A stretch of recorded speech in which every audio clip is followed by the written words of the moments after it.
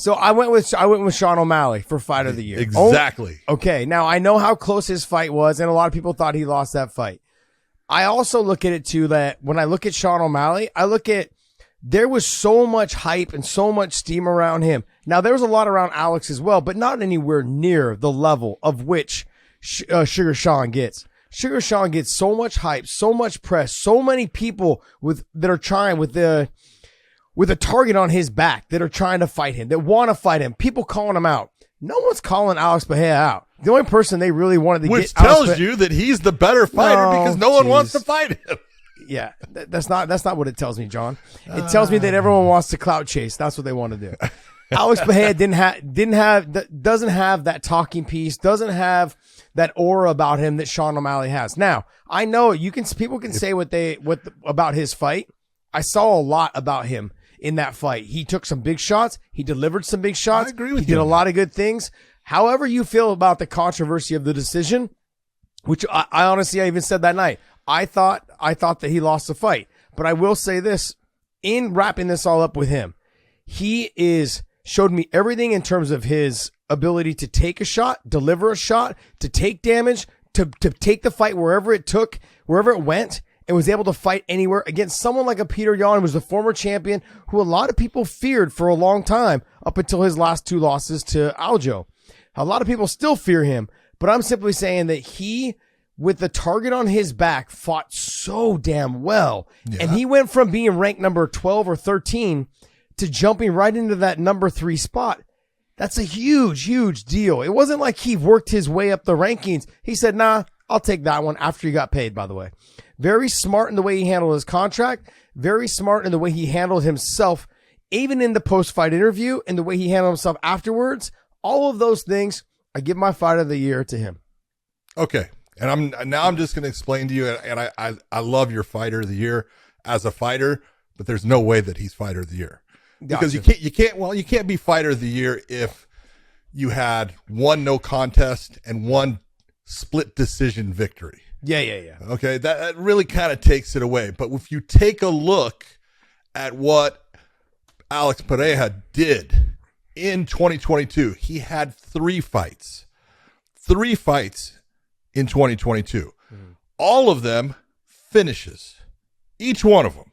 All right. You're talking about guys that he took on, and this is a guy with a record of now 7-1. But at the start of the year there, he was 4-1. Okay. 4-1. Not all 3 were finishes. Just 2. Bullshit. Didn't he? No, he didn't finish Bruno Silva. Okay. I'm sorry. No.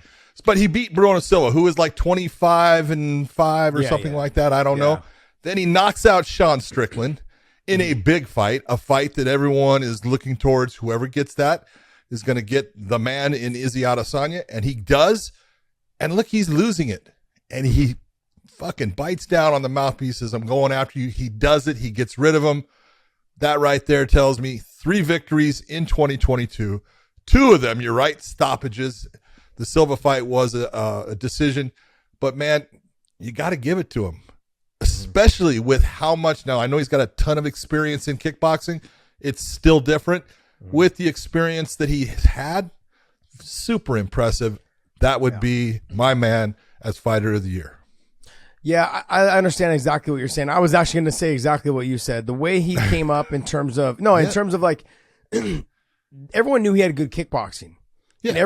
But for him to make the change into MMA, and now the UFC did work around him being just a stand-up guy. Absolutely. They didn't go around giving him wrestlers to make them look bad. The same thing they did with Conor, the same thing they've done with other fighters. Yep. They did that. Now, what the other thing with him was that he did a great job of getting those fighters out of there when he was in there. It wasn't like he drug it out. Now, in terms of the Silva fight, the guy was tough.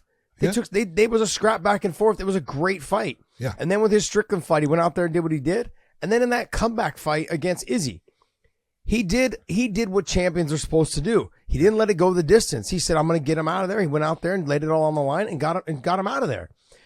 That is somebody with what, 6 fights? 6 MMA fights, 7, 8 At fights. The time. So, 8. Yeah. So he's 7-1 right now. Yeah.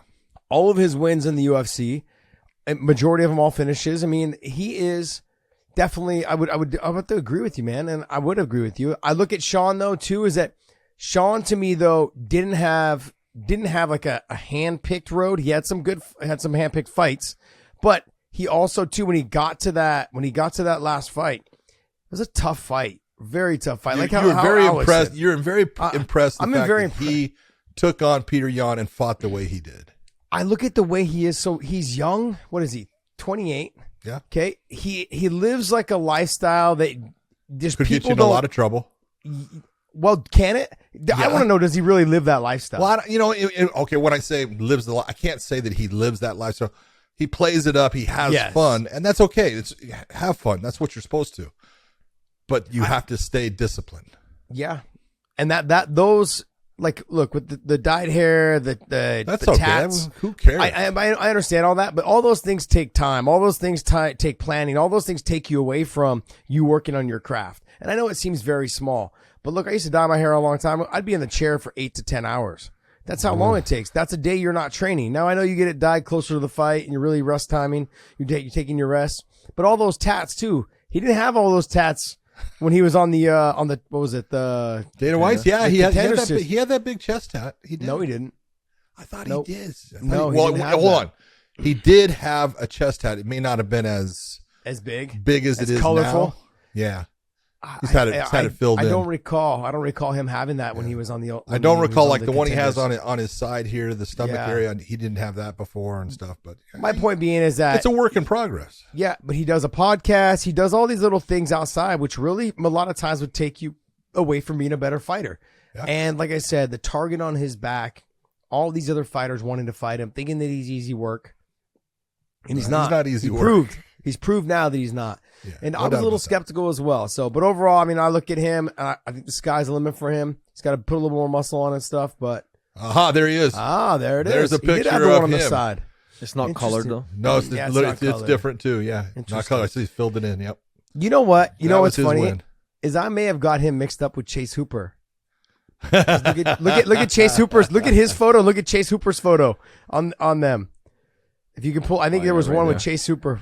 Yeah, see? I think I did get them mixed up. No, I can understand why. Oh, jeez. Yeah. Man, I'm a total nut job.